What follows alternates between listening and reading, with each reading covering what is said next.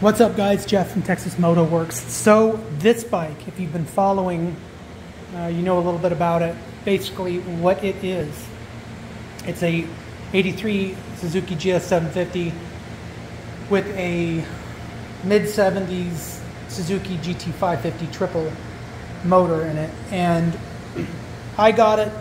Somebody spent a lot of money on this. They really did it right, because if you look at the frame, the framework is pretty extensive. So this right here, you see this is where the stock frame came down, and then the stock motor and what have you. What they did is they ran this cradle down, it's pretty extensive, and then down under, and then all of this right through here, that's all new. And then the round tube, the dead giveaway is round tube, the stock square tube is what's been redone. So I mean, not only this, but that, a lot of, I really don't know. I mean, I love the bike, don't get me wrong, but one word comes to mind: why? Why somebody woke up in the middle of the night in a cold sweat and said, I've got to build this? I don't get it. Anyway,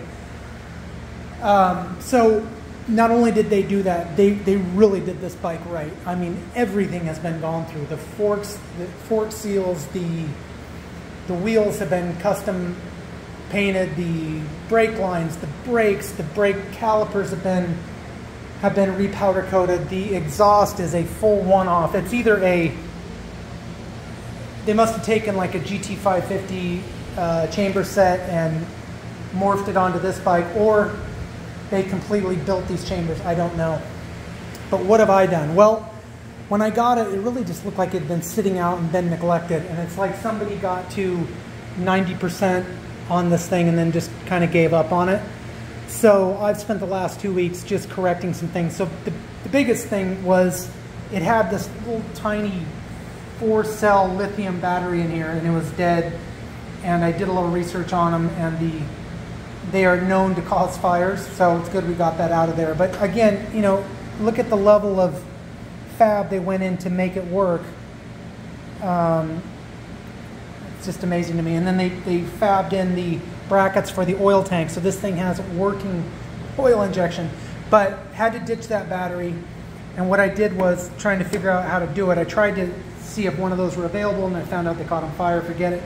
What I did was I mounted a big battery back here and then ran the cabling like that, and it starts up. A lot of people don't realize the GT550 they do have an electric start. This bike came with a Kickstarter on it, but I'm going to put a little plug on it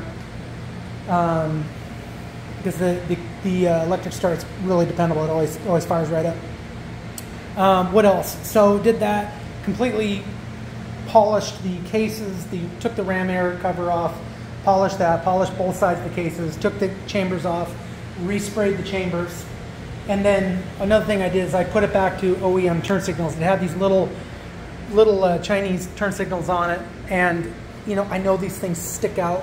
These are like training signals.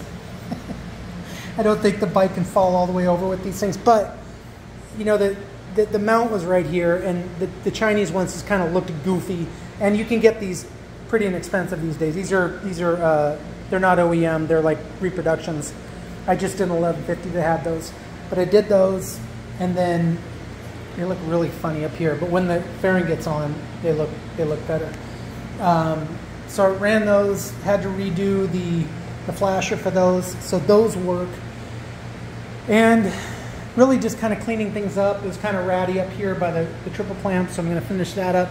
Had to rebuild the brake master cylinder, had to balance the carbs, change the oil. But other than that, after tomorrow it's going to be ready. But man, the way this thing sounds, it sounds so cool.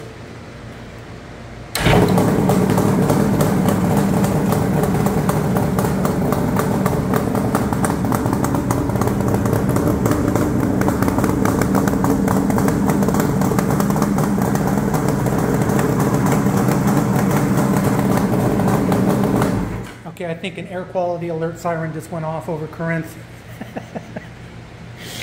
Yeah, it's a little bit smoky. But anyway, so, you know, I love it. I hope somebody else loves it. Performance-wise, I would say it's probably on par with a stock bike. Yeah, we probably lose a little bit of horsepower with that motor and a little bit of torque, but the bike feels, I've sat on these bikes before, the stock ones, the bike feels like it's 100 pounds lighter. It's probably not 100 pounds lighter. It's probably, I don't know. Well, maybe. It's probably 50 pounds in motor, I would think. And maybe the chambers are really light, so maybe 20, 25 pounds there. So I don't know. But again, you know, this bike was not built to be a, you know, to beat every other vintage 750 out there. It's just built because somebody's seriously lost their mind. Anyway, so that's that. So that's that, guys. Probably have it together tomorrow, and I'll shoot a ride-on video. It's a blast to ride. I rode it when it got here. It was just kind of loose. One other thing I had to do, which was a little bit extensive, is it didn't have a throttle cable, and I know, I'm sorry, a speedometer cable, and I know why. The stock fairing comes in, cuts across here real tight, and there's no way to get a throttle cable. It didn't even have one. Fortunately, it did have the gear down there on the wheel. So what I did was I basically got the cable, just a stock GS cable. It made it up to here. Now, mind you, it's going to be off. It's going to read fast because, let's see, wait a minute. Is it going to read slower or fast? It's going to read faster because this wheel is considerably smaller circumference, but it'll still work, which is fine. But what I had to do is I had to reprofile the inner part of the fairing, and it's not done yet. But you can see how I kind of cut. I'm going to glue the molding, but I had to radius it and cut it in like that, so that it'll clear all that. So that's that. But anyway, that's where I'm at with it. All right, guys. As always, thank you for tuning in. Take care.